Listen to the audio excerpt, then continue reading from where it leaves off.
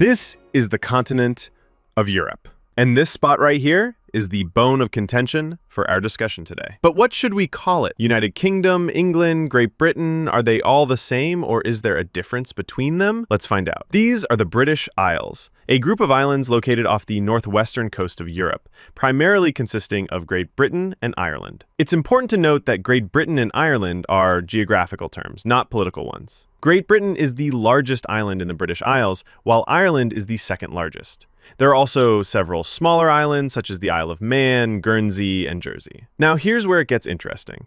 Great Britain consists of 3 countries: England, Scotland, and Wales. Yes, these are indeed countries, each with its own flag, and they even have their own football teams that compete in FIFA and other international sports. In contrast, the island of Ireland consists of 2 countries, the Republic of Ireland and Northern Ireland. The southern part, officially known as the Republic of Ireland, is a completely separate country from the United Kingdom. Now you might ask, what exactly is the United Kingdom? The United Kingdom is a country of countries that includes England, Scotland, Wales, and Northern Ireland. It is a political entity rather than a geographical feature or term. And all these countries are co-equal and sovereign. The people from these countries are referred to as English, Scottish, and Welsh, while those living in the Republic of Ireland are known simply as Irish. People in Northern Ireland may identify as Irish, British, both, or Northern Irish, depending on whom you ask, as there is no single definition applying to everyone. So what do we have till now? England is a country, Great Britain is an island, and the United Kingdom is the political union that includes England, Scotland, Wales, and Northern Ireland. But that's not all. You see, the United Kingdom is a parliamentary democracy with a constitutional monarchy. This means that while the government is run by elected officials, the head of state is the monarch.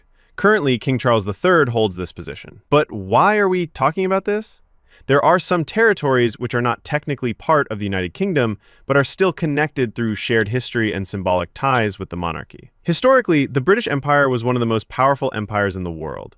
At its peak, it controlled around 24% of the world's land area. Though the empire has long since dissolved, it left behind a complex web of relationships that still exist today. Each modern entity tied to Britain has evolved differently from the former empire, but still maintains a unique relationship with the British monarchy and can be classified into Crown dependencies, Commonwealth realms, and British overseas territories.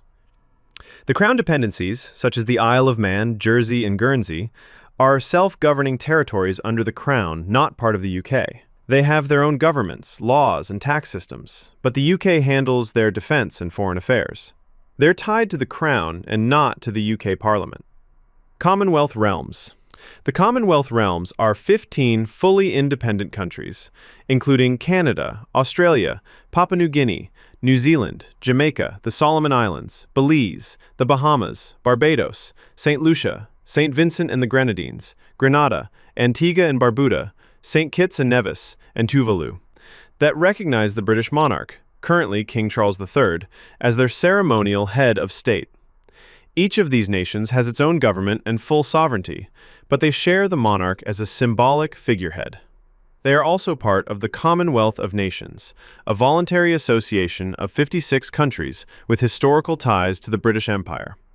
The British Overseas Territories, formerly known as Crown Colonies.